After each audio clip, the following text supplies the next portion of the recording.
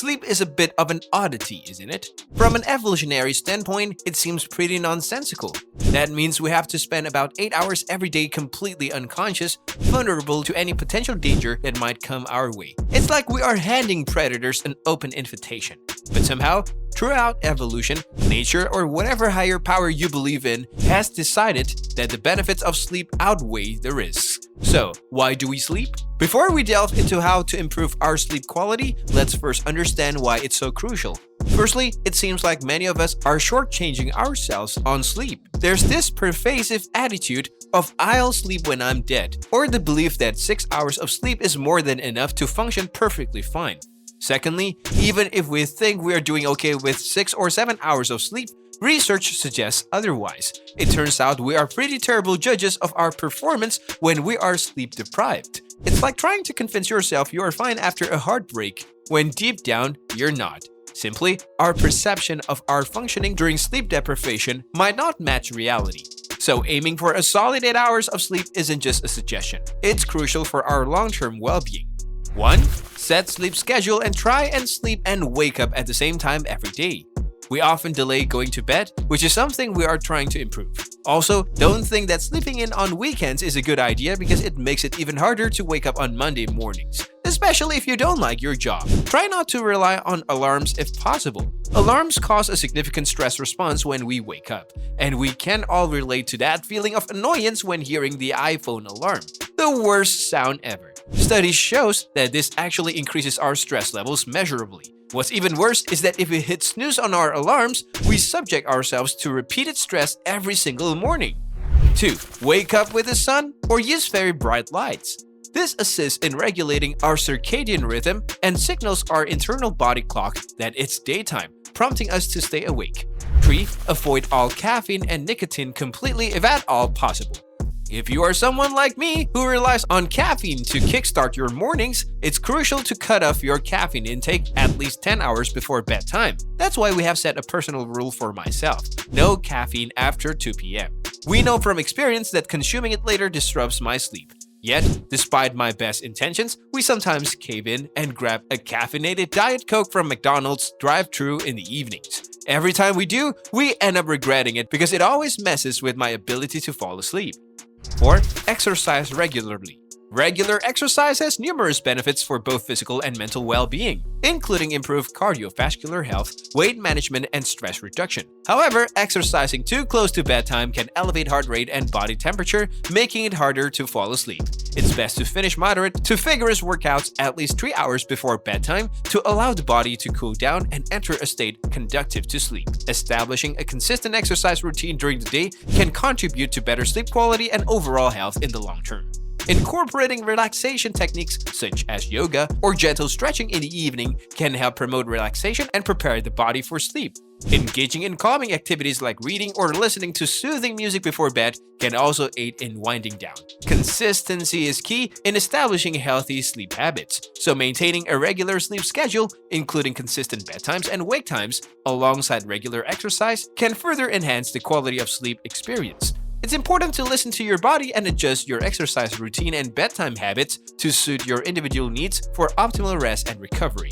5. Don't nap after 3 p.m.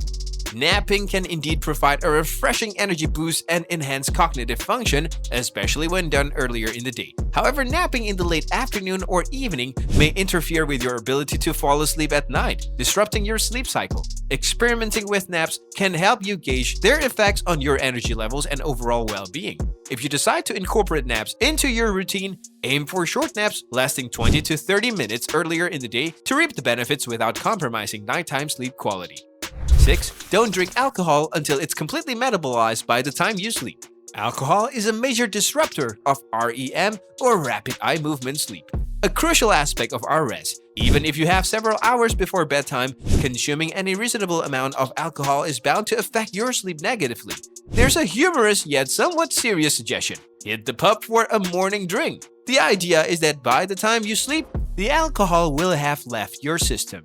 However, it's clear that regular alcohol consumption before bed will disrupt your sleep pattern. The most straightforward advice, though perhaps not the most popular, is to abstain from alcohol altogether. Personally, we don't drink alcohol and believe it's a wise choice for various health reasons, one of which is its detrimental impact on sleep quality. 7. Avoid large meals and drinks at night.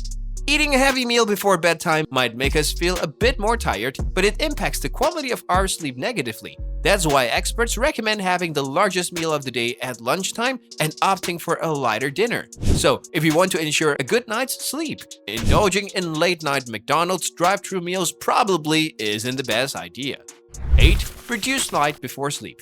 It's been said that blue light is the most harmful, which is why we have set all my Philips Hue light bulbs in the living room to emit a warm yellow glow at night, avoiding blue light. However, we still struggle because my devices emit blue light too, despite using apps like Flux and Night Shift to help minimize it. Instead of relying on devices, the suggestion is to incorporate relaxing activities like reading or listening to music into your bedtime routine. Isn't that adorable?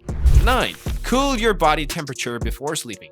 The perfect sleeping temperature is around 65 degrees Fahrenheit, which is roughly 18.3 degrees Celsius, a temperature that might seem quite chilly. When we go to bed, we always use a fan and open the window to cool down the room to that ideal 18 degrees Celsius. Even when I stay in hotels, we crank up the air conditioning to reach that chilly temperature, which might feel very cold to others. However, once we are tucked into bed wearing my pajamas or comfy scrubs, it feels just right with a light blanket.